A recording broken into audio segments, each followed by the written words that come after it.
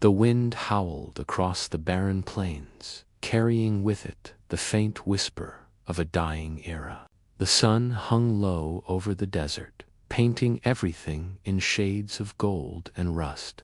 A lone figure rode slowly across the horizon, a man whose clothes were worn thin, whose hat had seen too many summers, and whose heart carried more dust than blood.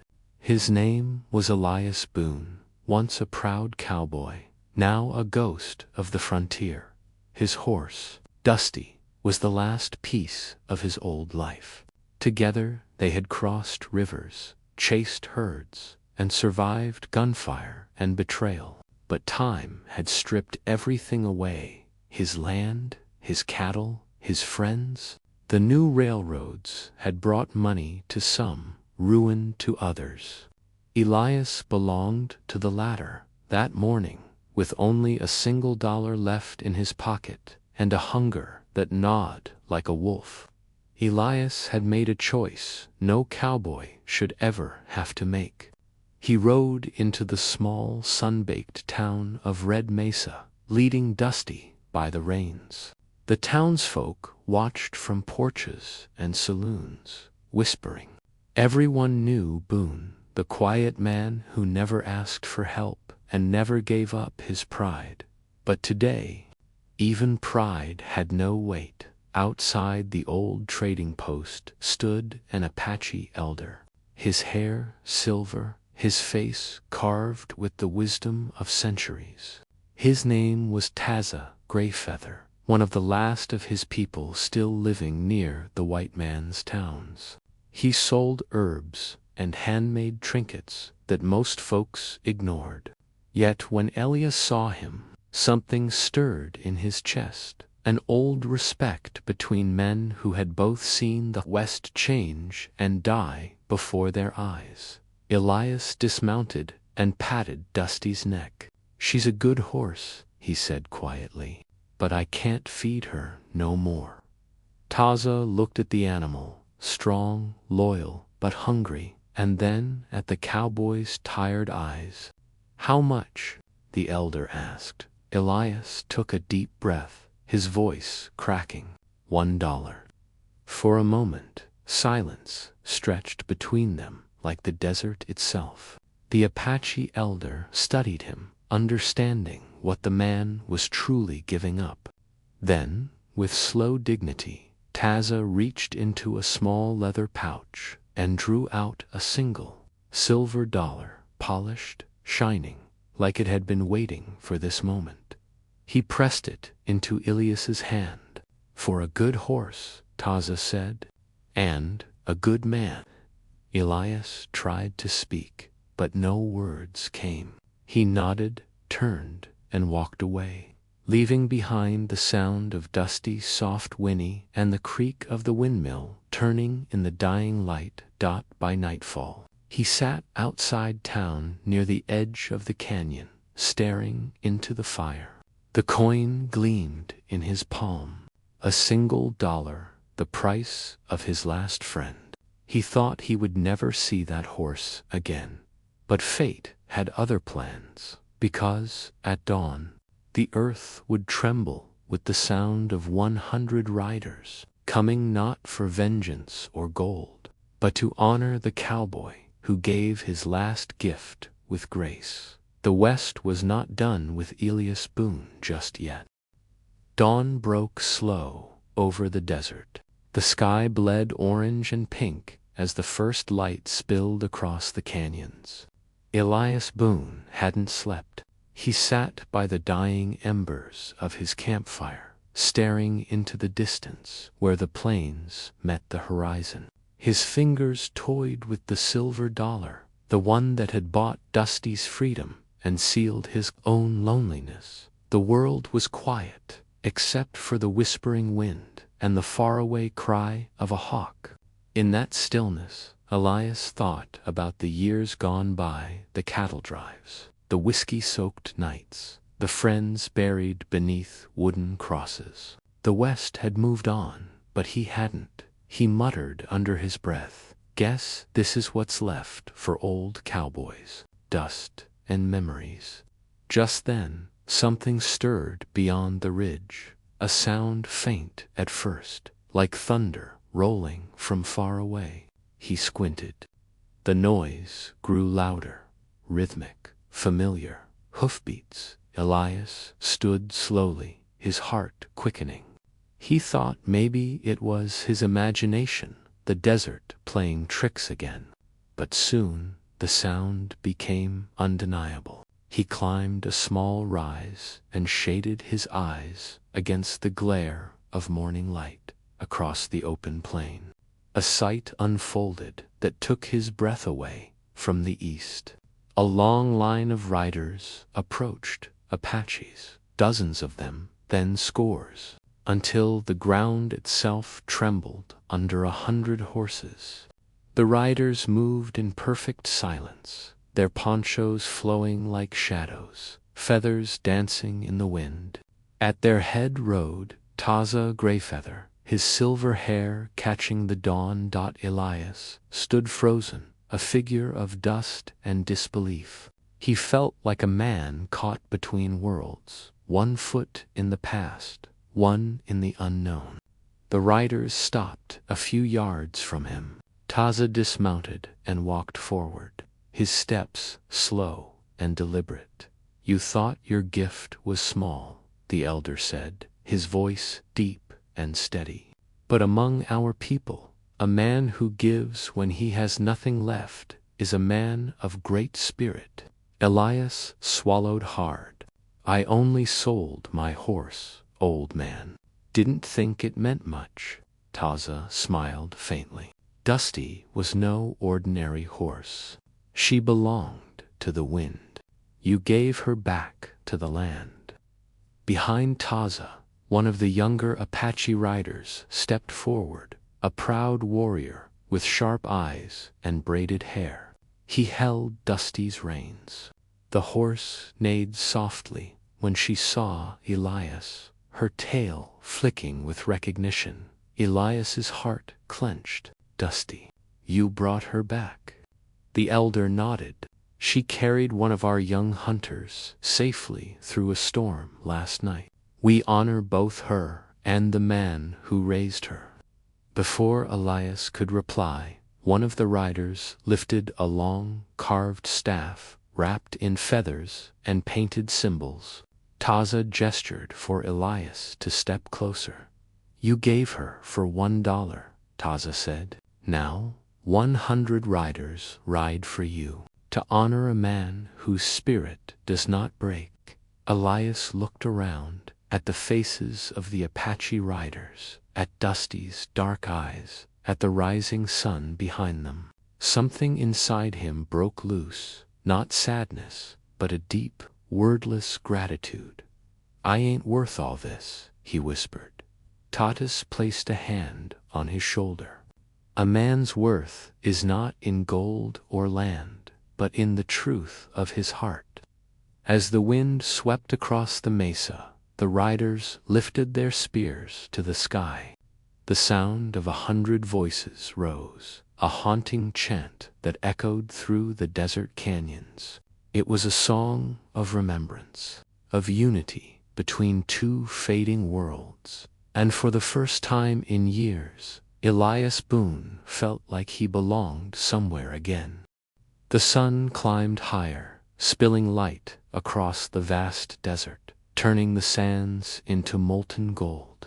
Elias Boone stood before the 100 Apache riders, unsure whether to bow, speak, or run. The sight was overwhelming, horses snorting, feathers rustling, faces painted with solemn purpose. He turned to Taza Greyfeather, still trying to understand. "Why me, old man? I ain't no hero." Taza looked toward the horizon. "You gave your last to another. Such men are rare now. The West remembers them." The Apache elder raised his staff and spoke to his people in their native tongue. The riders began to chant softly, a deep, rhythmic hum that rolled like distant thunder. The air vibrated with power, ancient and sacred. Elias felt it in his bones, the weight of something greater than himself. Dusty pawed at the ground impatiently. Elias touched her mane. "Guess we're ridden again, girl," he murmured. "Taz nodded. "Today you ride with us. We honor the spirit of a man who gave freely. But there is another reason you must come." "Another reason?" Elias asked. "Taza," single quotes, eyes narrowed against the light. "There is a place beyond the canyon, a sacred ground, where the bones of our ancestors rest. We ride there to give thanks and to make peace with the spirits of those who came before." Elias hesitated. "You sure you want a white man ridden with you?" The elder smiled faintly.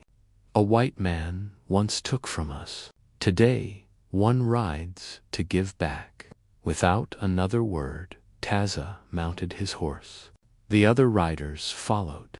Dusty neighed and nudged Elias gently. He swung himself into the saddle, the old familiar weight settling on him like it had never left. As the group began to move, the desert seemed to awaken, the wind stirring, the sun glowing brighter, the land itself humming with life. They rode in formation, silent but proud. 101 riders crossing the sea of sand. Elias rode beside Taza, the rhythmic pounding of hooves echoing in his chest. The sound was hypnotic, almost like a heartbeat. Hours passed. The heat rose. They crossed dry riverbeds and rust-colored cliffs. From time to time, an eagle circled above a symbol, Taza explained. That the spirits were watching. Elias found himself thinking back to his past, the land he'd lost, the friends gone to dust, the mistakes that had chased him like shadows. He'd always believed he was just another forgotten drifter. But now, among these riders, he felt something stir, a sense of purpose he thought he'd buried long ago, near midday. The riders stopped at the edge of a vast canyon. The view was breathtaking, a chasm carved by centuries of wind and water, its walls painted in reds and golds. The air shimmered with heat. Taza dismounted and raised his hands. "Here lies the path of honor," he said. "And it is here the spirits will judge if you are worthy." Elias frowned. "Judge me? For what?" Taza looked at him with calm eyes. "Every man carries a trail of choices behind him. Some are bright, some dark. The spirits see both." Before Elias could answer, one of the younger riders approached with a long ceremonial spear, carved with tribal symbols. He handed it to Elias. "This," Taza said, "is for the one who rides to remember." Elias held the spear, feeling its weight, not just in his hands, but in his soul. The chants began again, low and haunting. Dusty snorted and stamped the ground, ready. And as they rode toward the heart of the canyon, Elias Boone realized this was no ordinary journey. It was a test of spirit, of redemption, and of whether the heart of a cowboy could still find peace beneath the burning skies of the Old West. By noon, the riders reached the heart of the canyon. The cliffs loomed high above them, painted with centuries of wind and fire. Strange markings covered the stones, ancient Apache symbols carved deep into the rock. The air shimmered with heat, but underneath it, Elias Boone felt a chill crawl up his spine. Taza Greyfeather dismounted first. He motioned for the others to do the same. "This is sacred ground," he said softly. "Here, the living speak to the ones who came before." Elias climbed down, his boots crunching in the red sand. The echo of his steps sounded hollow, like walking inside a dream. He turned in slow circles, eyes wide. "Feels like the whole world's watching," he muttered. Taza nodded. "It is." The riders spread out silently, forming a wide circle around the canyon floor. They began to hum a low chant, deep, rhythmic, ancient. It rolled off the canyon walls like thunder, building and twisting in the air. Elias could feel it vibrating in his chest. Dusty pawed at the ground, uneasy. Elias stroked her neck. "Easy, girl. We've been through worse." Taza stepped into the center of the circle, his arms raised toward the sky. He began to speak in his native tongue, voice strong and full of power. The words flowed like wind through stone, a prayer, a summons. Elias didn't understand the language, but the meaning sank into him anyway. This was no ceremony for show. Something real was happening here, something ancient. The wind picked up, swirling dust around them. The sunlight dimmed as a thin veil of clouds swept across the canyon. From somewhere deep within the earth came a low rumble. Elias froze. What in God's name? The rumble grew louder, echoing like distant drums. Then, as suddenly as it began, the wind stopped. The air hung still, and out of the silence came voices, soft at first, like whispers carried by the breeze, then clearer.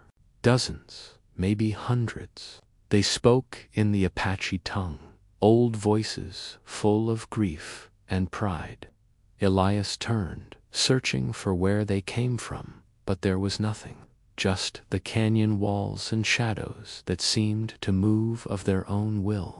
Taza's eyes were closed. "They have come," he said. "The spirits of the riders who rode before us." Elias swallowed hard. His hand tightened on the ceremonial spear. He wasn't a man of faith or ghosts. He'd buried too many friends to believe in such things. But now, standing in that canyon, he couldn't deny what he felt. The air was alive. The past was alive. Then, through the haze of dust and echo, Elias saw something move. A shape faint, shimmering, the outline of a man on horseback. Then another, and another. One by one, ghostly riders appeared, their horses made of mist, their eyes burning softly like embers in the dark. 100 spirits, the ancestors of the Apache warriors, surrounded the living riders, silent and still. The living bowed their heads. Elias stood rooted to the ground, awe and fear mixing in his chest. Taza turned to him. "They see your heart, Elias Boone. They know your pain. But they ask one question." Elias frowned. "What question?" The elder's gaze was steady. "Do you ride for yourself, or for others?" The question hit deep. Elias thought of his lost ranch, his dead friends, the years of bitterness and wandering. All his life, he'd been ridden for survival, for himself. Maybe that was why the West had turned its back on him. He looked down at Dusty, then at Taza, then at the ring of silent spirits. His voice was hoarse when he answered, "I reckon it's time I rode for something bigger than me." Taza smiled slowly, and the wind began to rise again, gentle this time, like a sigh of approval from 1,000 unseen souls. The spirits began to fade, their shapes dissolving into the sunlight. The canyon grew quiet once more, but the air still shimmered with their presence, and as the last whisper vanished, Elias felt it, the first peace he'd known in years. The canyon lay silent after the spirits faded. Only the wind moved, brushing through sagebrush and over the red stones. Elias Boone stood at the center of it all, gripping the ceremonial spear like it was the only solid thing left in the world. The Apache riders began to remount their horses, their faces solemn but calm. Taza Greyfeather approached Elias, his silver hair glinting in the sun. "The spirits have seen you," he said quietly. "But there is one final path before their blessing is yours." Elias frowned. "Another path. Thought I'd passed whatever test this was." Taza shook his head slowly. "A man's spirit is not proven by what he says, but by what he does." From the far side of the canyon, one of the younger riders galloped forward, a boy, maybe 16, his horse wild-eyed. "Elder," he shouted in Apache, then switched to broken English. "Trouble at the river bend. The water spirits are angry. The current is taking our people's bridge." Taza's eyes hardened. "The river is sacred. It must not take what our ancestors built." He turned to Elias. "This is the test. Ride with us if your heart is true." Without hesitation, Elias mounted Dusty. The old horse pawed the ground, eager and strong again. Like she felt the pull of something greater, Taza gave a sharp command, and the riders wheeled around, thundering toward the western edge of the canyon. Elias rode alongside them, the wind cutting his face, the drums of hooves shaking the ground. When they reached the river bend, the sight made Elias's stomach drop. The old wooden bridge, built decades ago by the Apache, was splintering under the force of a raging flash flood. Torrents of muddy water roared through the canyon, dragging branches and stones like playthings.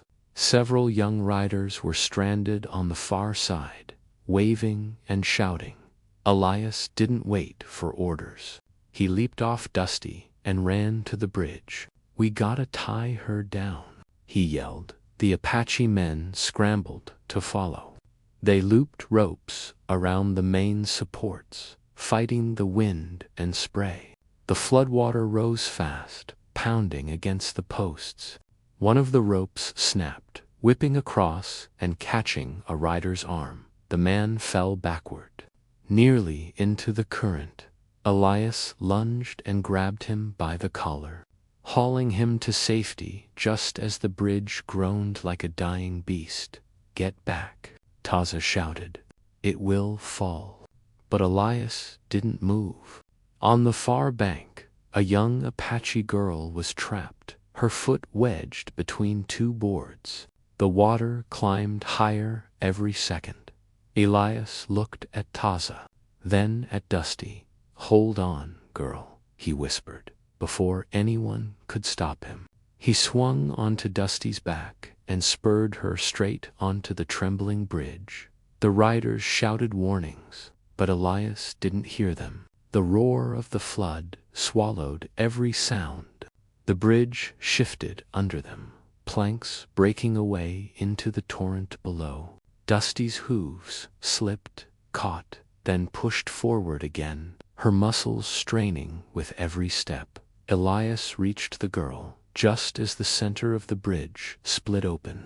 He leaned down, pulled her free, and lifted her onto Dusty's back behind him. "Hang on tight," he shouted. With a final burst of strength, Dusty leaped across the collapsing boards, landing hard on solid ground as the bridge gave way behind them, crashing into the raging water. The riders on both banks cheered, voices echoing through the canyon. Taza raised his hands to the sky. "The spirits see you, Elias Boone. The West remembers." Elias sat on Dusty, soaked and breathless, the rescued girl clinging to him.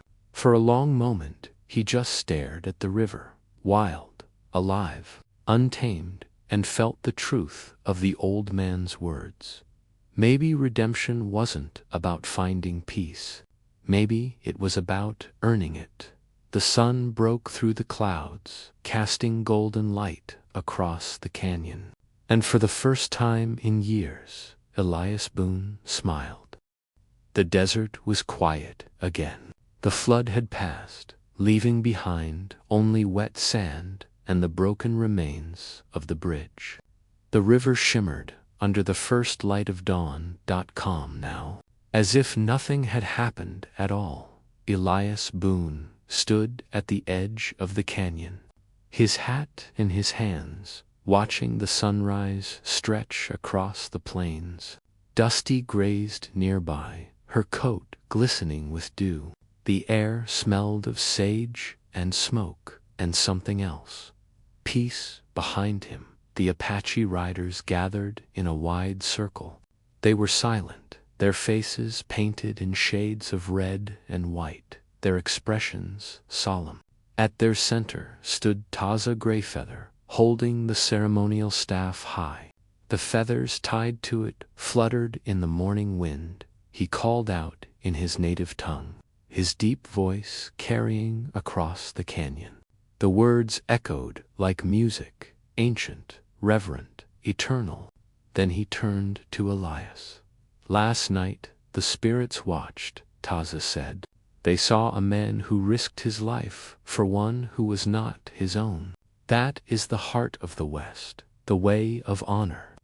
Elias looked down modestly. "Didn't figure I was doing anything noble, old man. Just couldn't let her die." Taza smiled softly. "That is what makes it noble." He gestured, and one of the young riders stepped forward, the same boy who had brought the news of the flood. The boy held something in his hands, wrapped in dew.